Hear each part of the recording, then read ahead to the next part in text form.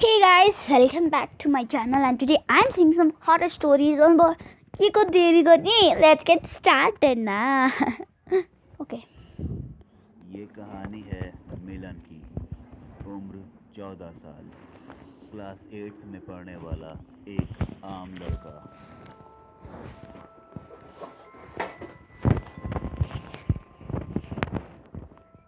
Larry Lona. वो खौफनाक रात याद है। मेरे मॉम डैड रात को किसी ज़रूरी काम से बाहर जा रहे थे और कमाल की बात ये थी कि मेरे दोस्त के मॉम डैड भी मेरे मॉम डैड के साथ बाहर जा रहे थे।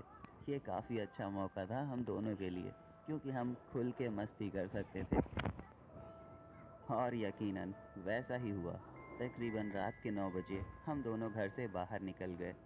घंटों बीत गए, हमें पता भी नहीं चला। हम बस यूं ही यहाँ वहाँ घूमते रहे। कुछ देर के बाद मेरे दोस्त ने मुझसे कहा कि हम कब्रिस्तान के बहुत नज़दीक हैं, क्यों ना कब्रिस्तान के अंदर चलें, सिर्फ 5 मिनट के लिए। पहले तुम और फिर मैं। बोलो क्या बोलते हो, देखते हैं कि कौन ज़्यादा डरपोक है। मैं उसकी बात पर तैयार हो गया, इसलिए पहले मैं कब्रिस्तान के अंदर गया। जाहिर है मुझे डर लग रहा था, लेकिन फिर भी मैंने अपने 5 मिनट पूरे किए और फिर वहाँ से वापस आ गया। शर्त के मुताबिक अब मेरे दोस्त को कब्रिस्तान के अंदर जाना था और 5 मिनट पूरे करने थे। वो कब्रिस्तान के अंदर गया ज़रूर, लेकिन सिर्फ 3 मिनट में ही वो वहाँ से वापस आ गया। वो बहुत डरा हुआ था। उसने बताया कि एक कब्र के ऊपर एक आदमी बैठा हुआ है। ये सुन के ही मेरी रूह कांप उठी, क्योंकि उस वक्त रात के 12 बज रहे थे। किसी आदमी का वहाँ होना मुमकिन नहीं था। इसलिए मैं अपने दोस्त के साथ उस कब्र के पास गया और Baro. वो सच बोल रहा था। उस कब्र के ऊपर एक आदमी बैठा था। उसे कुछ तो डरावना. This is India. कुछ तो डरावना के तो मानसे. ऐसा लग रहा था जैसे कि वो कब्र उसकी है और वो उस कब्र से बाहर निकलकर बैठा हो। उसकी नज़र जब हमारे ऊपर पड़ी तो उसने इशारा देकर हमें अपने करीब बुलाने की कोशिश की। उसके पास एक शराब की बोतल थी। हम वहाँ नहीं जा सकते थे, इसलिए हम भागते हुए वापस अपने घर आ गए। उस वक्त से लेकर आज तक मैं ख़ुद को और अपने दोस्त को ये तसल्ली देता हूँ कि वो कोई भूत नहीं था, वो एक शराबी था।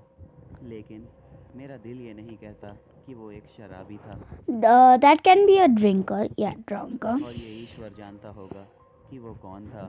Yeah, the God can only see.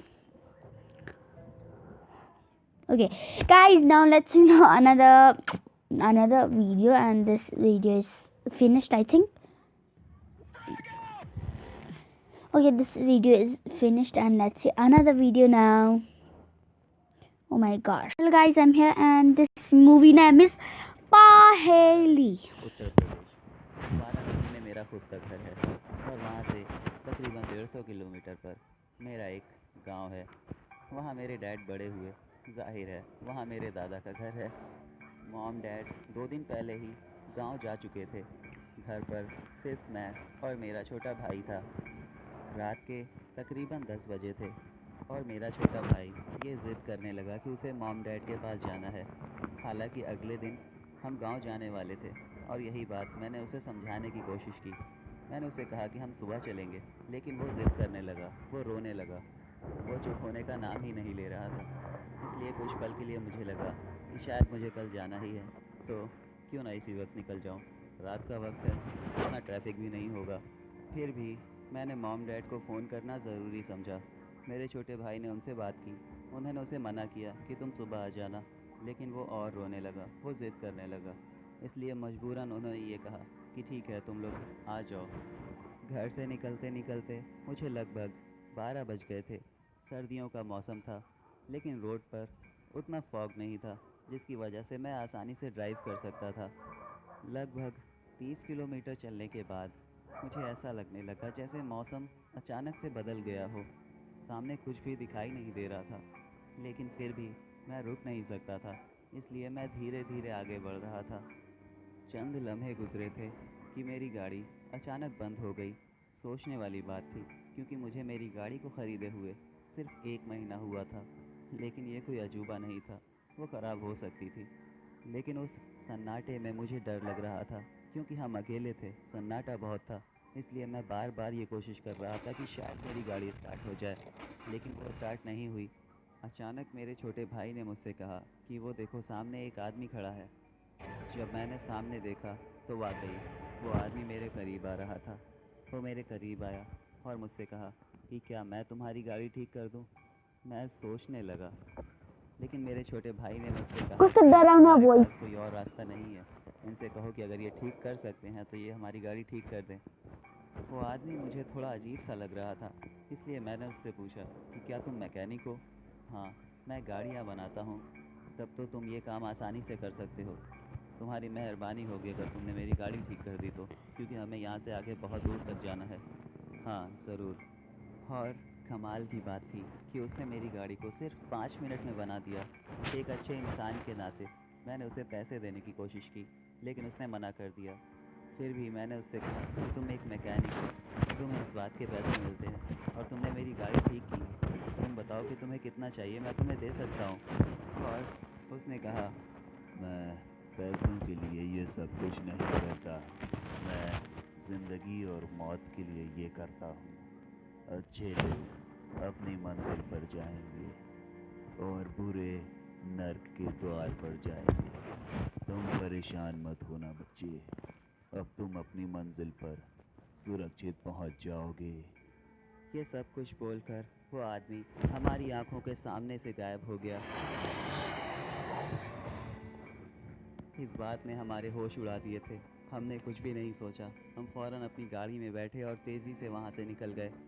जब हम गांव पहुँचे तो हमने इस बात का जिक्र अपनी माँ से किया और उन्होंने हमें बताया कि उस रास्ते पर कई साल पहले एक मैकेनिक रहा करता था। उसका नाम बाबू था। वो अक्सर मुसाफिरों की गाड़ियाँ ठीक करता था और एक बार उसने एक मुसाफिर की गाड़ी ठीक की थी और गाड़ी बनाने के बाद बाबू ने उस मुसाफिर से पैसे मांगे थे। उन्होंने उसे पैसे ना देकर उसे जान से मार दिया। हाँ। वो बहुत रोए होंगे। और लोग ये कहते हैं कि बाबू की आत्मा हर रात वहाँ पर भटकती रहती है और जब भी किसी मुसाफिर की गाड़ी ख़राब होती है उसकी आत्मा उसे फ़ौरन वहाँ बनाने पहुँच जाती है।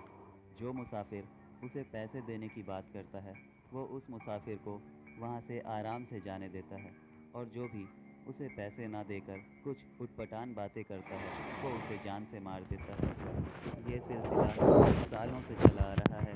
मुझे तुम्हारे ऊपर नाज है मेरे बेटे। तुम एक अच्छे इंसान हो, जिसकी वजह से तुम वहाँ से आसानी से बचकर निकल गए। Wow guys, this was a wow. मतलब कस्तो राम्रो स्टोरी थियो, बढिया डराउनु मेरो हेर्नु न रौँहरू ठाडो भइरह, रौँ त छैन मतलब हुन्छ नि बुज बम्स भन्छ नि त्यस्तो भइरहेको क्या बुज बम्स आइरह। यस गाइज आजको भिडियो यति नै थियो आई थिङ्क। ओ माई गड एकदमै सनलाइट आयो। यस गाइज आजको भिडियो यति नै थियो I think. meet you tomorrow I think. Meet you tomorrow I think, and yeah, thanks for watching. What should I make another video? Please comment down, and like is free गरिदिनु न, and subscribe to my channel and New Angels Vlogs मा video आउँदैन किनभने हेर्नुहोस् ज्यास्लिन video बनाउन मान्दैन अनि कसरी बस्छ यहाँ सुत्दै मोबाइल हेर्छ ओके। एन्ड या मलाई डर लागेर मैले चाहिँ ज्यास्लिनलाई आफूसँग प्लिज ओके मलाई त डर लाग्छ बिकज आइ एम अ डर छेउरा, ठुलो डर छेउरा। एन्ड या त्यही भएर मैले ज्यास्लिनलाई साथमा राखेको छु। एन्ड चाहिँ मोबाइल हेरेपछि त वाउ। एन्ड या okay, bye. What should I make in next video? In what topic should I make in next video? Please tell in the comment. It's open. And please like, share with your friends and family, and please subscribe to my channel. This was the video for today, and thanks for watching. Oh my gosh, thanks for watching.